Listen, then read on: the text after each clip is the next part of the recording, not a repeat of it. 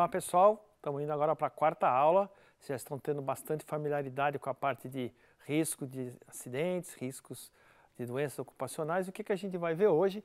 Vou falar um pouco agora mais focado, gases, mistura de gases e o que é pneumoconiose, né? Que é uma doença muito comum.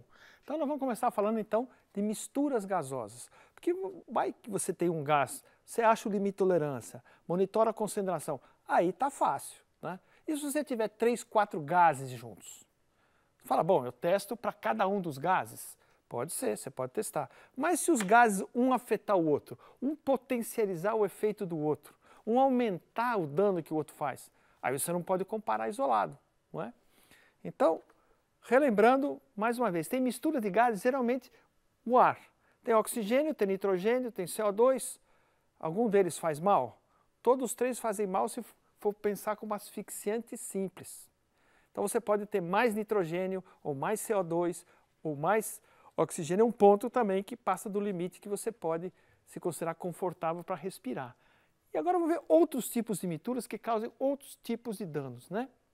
Eu só pus esse slide para relembrar do asfixiante simples. NR15 é 18%, NR22, 19%, e a NIOSH, deficiência, seria 17,4%. Eles recomendam 19,5% para trabalhar. Então, asfixiante simples está fora da mistura de gases que formam o ar. Agora, se você pegar óxido nitroso, óxido nítrico, dióxido de nitrogênio, você vai ver que são N2O, NO, NO2. Está aumentando o oxigênio. E eles vão ficando cada vez mais tóxicos. Mas isso não é uma regra geral. O CO, monóxido de carbono, é tóxico, né? Ele atrapalha a hemoglobina e a sua respiração. Mas o CO2, que tem mais oxigênio, é menos tóxico. Praticamente não é tóxico, né? É um asfixiante simples. Agora, se você procurar o seu limite de tolerância na NR15 para o CO2, você vai achar limite de tolerância 3.900. Se você for no TLV, você vai achar 5.000. Não é que o Brasil é mais rígido, que o nosso é para 48 horas. Agora é interessante saber, 3.900 é para não te fazer mal, né? 3.900 ppm é muito ppm. Agora, vocês sabiam que em certos países da Europa, por exemplo, a Suíça, em sala de aula, faculdade, universidade, você não pode ter mais que 1.500 ppm de CO2, porque nessa concentração ele começa a dar sonolência. Então, a partir de hoje, vocês podem falar para o professor que na aula da tarde, das 14 horas, você está com sono porque precisa medir o nível de CO2 na sala de aula. Se você for numa sala que tiver 50 alunos e fechada, provavelmente ele superou os 1.500. Se você tiver uma academia de ginástica, 6h30 da tarde, cheio de gente, provavelmente já superou bastante os 1.500, né? Se você tiver uma mistura, então tem uma formulazinha para você calcular D de dose. Você pega a concentração do primeiro gás, divide pelo limite dele que ele pode ter. Soma com o segundo, soma com o terceiro, e essa soma tem que ser menor que 1 ou menor que 100%, porque eu estou admitindo que um afeta o modo de agir do outro. Se você não tiver uma informação segura que 2, 3 gases, nenhum afeta o outro, você tem que fazer essa hipótese por segurança. Depois, se um toxicologista, um médico do trabalho, te garantir que um não afeta o outro, aí você pode voltar à normalidade, né? Chumbo, vaporizasse, fumos, um não afeta o outro. Então você pode testar para um e testar para outro. Para aqueles que têm, ou você tem a dúvida, ou eles têm efeitos da toxicidade do outro, você vai ter que trabalhar como dose da mistura. Então, por exemplo, tem um exemplo aí que eu peguei 3 gases, peguei dietilamina, peguei ciclohexanol e oxiprotileno. Já dei os limites de tolerância para cada um e já dei as concentrações.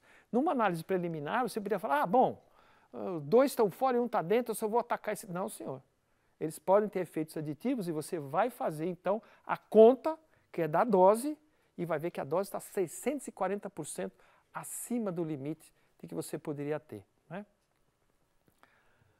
Jornadas estendidas e correção de brief escala. Bom, eu falei que nós em 77 pegamos a Fundacentro, né, uma equipe da Fundacentro, pegou os TLVs, que era para 40 horas, e transformou em limite de tolerância para 48 horas. Como que é feito isso? Como foi feito isso? Essa forma, a lei hoje permite que você também faça, por exemplo, se o cara, ao invés de trabalhar 8 horas por dia, trabalhou 10, fazendo hora extra, e na semana completou 50 horas. É o limite que está na norma? Não.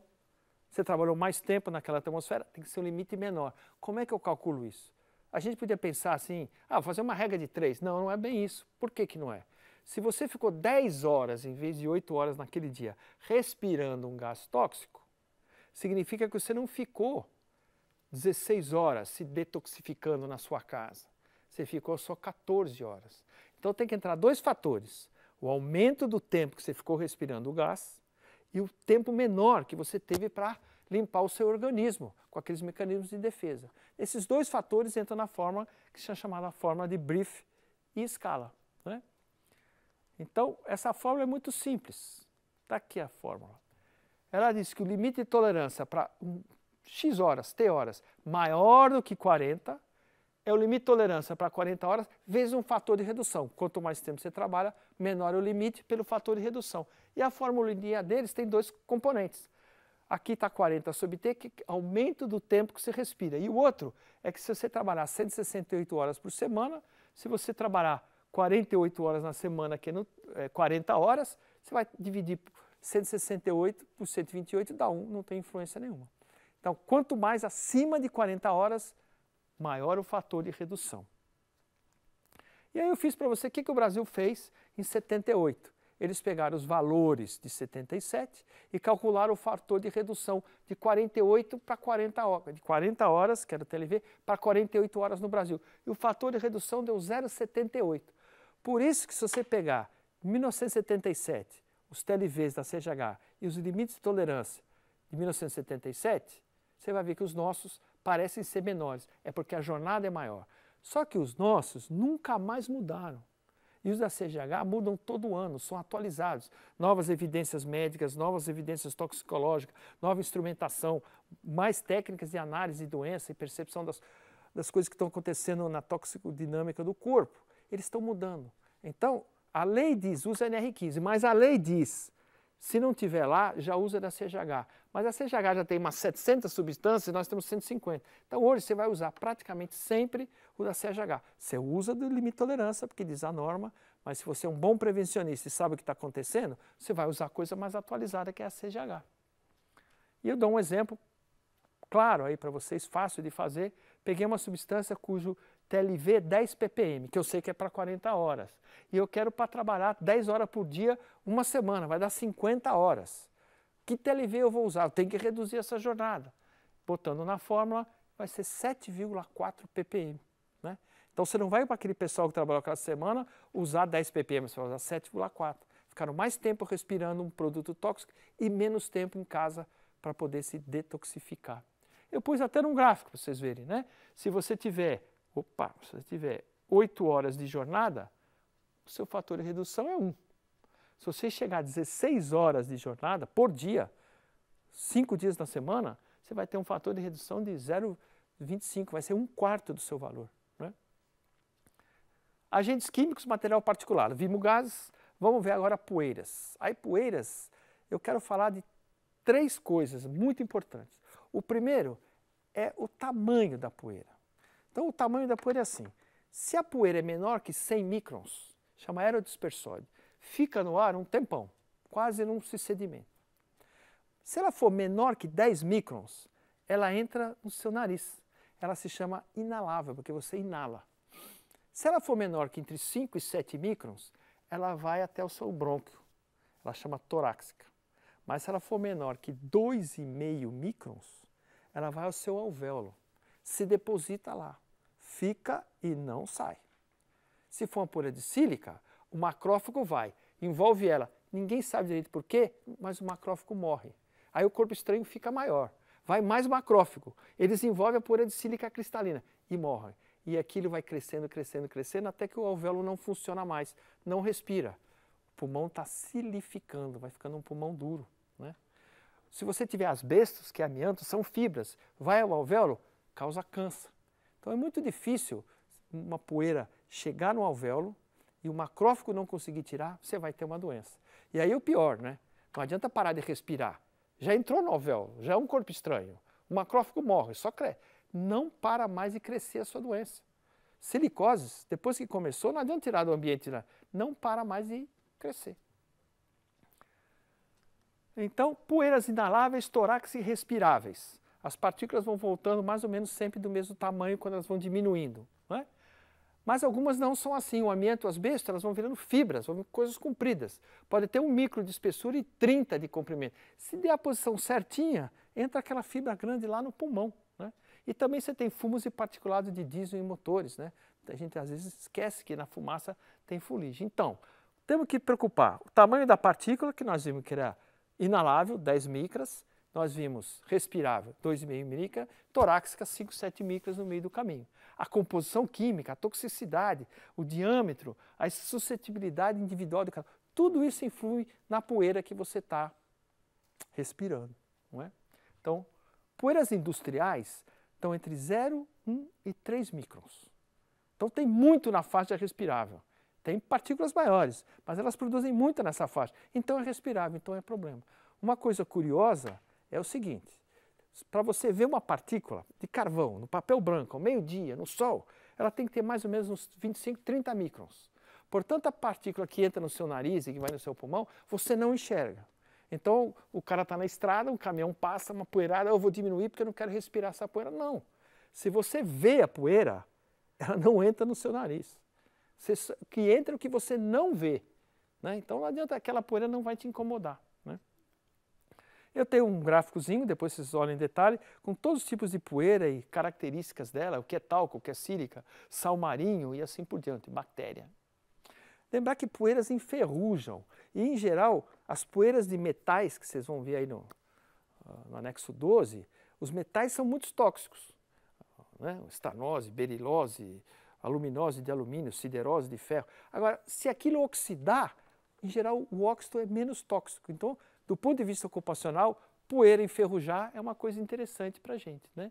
E claro, a exposição individual vai afetar muito a doença que você vai ter por causa da poeira. Você fuma, você está respirando poeira, respirando muito ar, que você está fazendo exercício, então você vai correr num parque, numa trilha, é uma coisa. Você vai correr numa avenida cheia de ônibus, é outra. Você está respirando muito mais, vai te afetar o seu problema respiratório. E eu fiz um exemplo aí, detalhei para vocês, você checa se eu não errei na conta. Se você tiver 35 anos num escritório com uma poeira com 1 miligrama por metro cúbico, quanto que entra de poeira no seu pulmão? Entra 1 grama? Entra 1 quilo? Entra 1 tonelada? Então só para você ter uma ordem de grandeza que engenheiro precisa saber estimar ordens de grandeza, né? Eu vou detalhar um pouco pneumoconiose. O que é pneumo? Pneumo é ar. Ar é aquilo que vem do pulmão. Então, pneumo se refere a pulmão. Cônio é partícula. O conímetro é um medidor de tamanho de partícula. E ose é uma degradação de um tecido ou de um órgão. Seja artrose, que você pode ter na bacia, no joelho, etc. Então, pneumoconiose é toda a degradação do pulmão por partícula que entrou e, portanto, é partícula respirável. Tem menos que 2,5 microns. Isso são pneumoconioses, né? Então, doenças do pulmão relacionadas a partículas que entram seriam pneumoconioses. Entrar um gás? Não, isso não é pneumoconiose. Pode ser tóxico, mas pneumoconiose é partícula no seu pulmão. A gente não tem ideia de quantas coisas podem causar doença. Então, poeira de carvão chama coworkers pneumoconioses.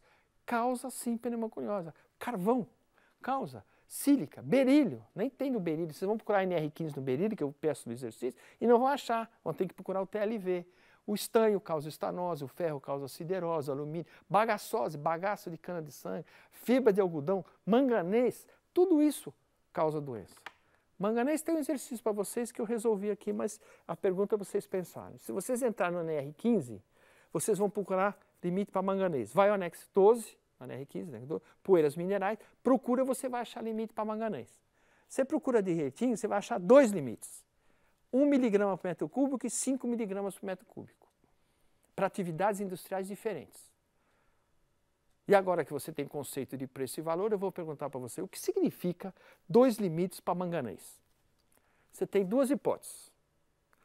Ou você tem pessoas com pulmão diferente, então os cabamachos vão trabalhar na indústria da mineração, que é 5 miligramas que ele aguenta, e as pessoas sensíveis e delicadas vão trabalhar na siderurgia, porque só aguenta 1 miligrama por milímetro. Então isso é uma possibilidade. As pessoas têm 2 tipos de pulmão. A outra possibilidade é quando os lobbies poder das empresas falou mais alto que a técnica e impôs 2 limites, um mais flexível.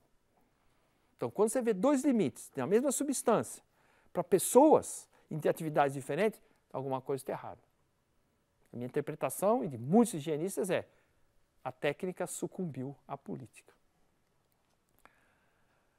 Uma partícula cujo comprimento é 3 vezes ou mais maior que a sua espessura, a gente chama de fibra. E aí vocês vão ver na NR15, fibra é isso, entrou no pulmão. Ela pode ter 1 micra de espessura, mas ter 25 micras de comprimento. Isso é um pulmão que tem uma fibra de amianto. Não é?